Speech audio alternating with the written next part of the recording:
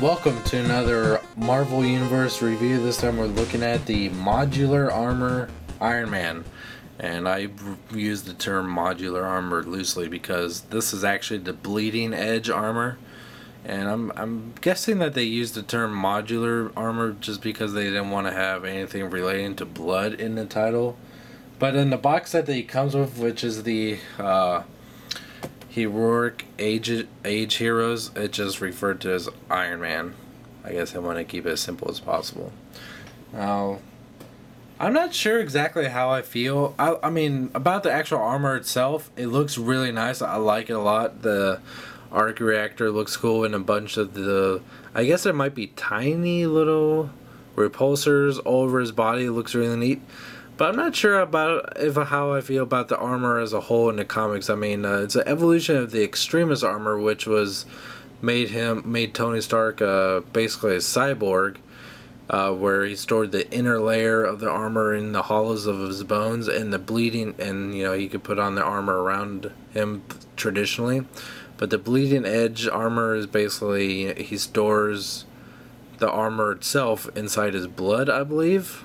I haven't read that part of the comic series yet, but I have read the whole Extremis, and I'm not sure if I like that idea too much. I think I much prefer the idea of the armor actually being a suit he puts on.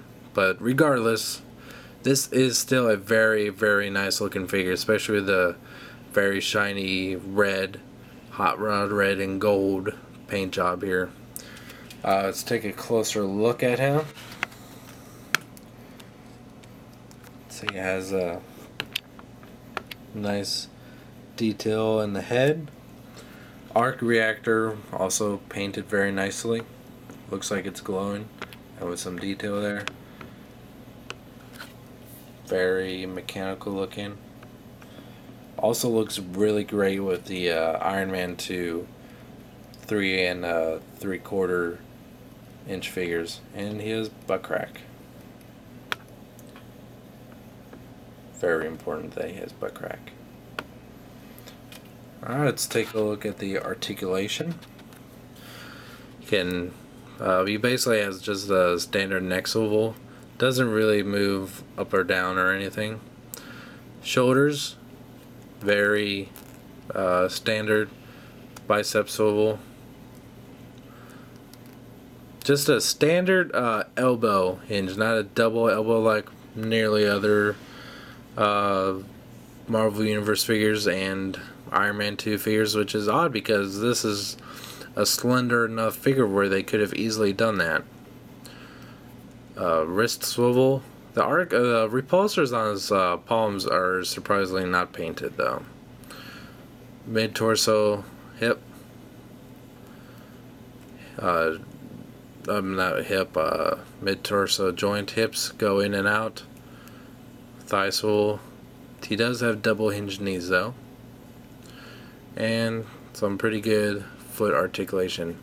Now, of course on camera he's standing up just fine, but I've actually had a fair amount of trouble getting this one to stand up by himself, where it was opposite where I could get She-Hulk to stand up pretty well by itself, as opposed to, even though that's feels like a smaller figure, but I've had a little bit more difficulty getting this one to stand up, except right now when I'm actually wanting to demonstrate that and not looking like he's special needs.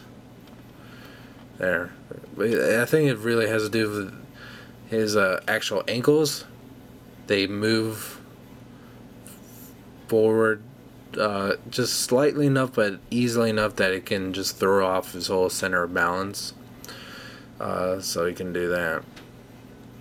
He also comes with this repulsor blast, which has a circle piece which you can attach to either of his wrists. And yeah, I'm not a fan of that. It just looks, I don't know, it looks too weird to me, so I just prefer to leave that off. And it's not intrusive at all if you leave it off, so not a big deal. Very nice looking figure. If you're just going for the Iron Man, which I'm not sure why you would, I would just buy the figure by itself If you weren't really looking for the Thor or Red Hulk, which is interesting if you are.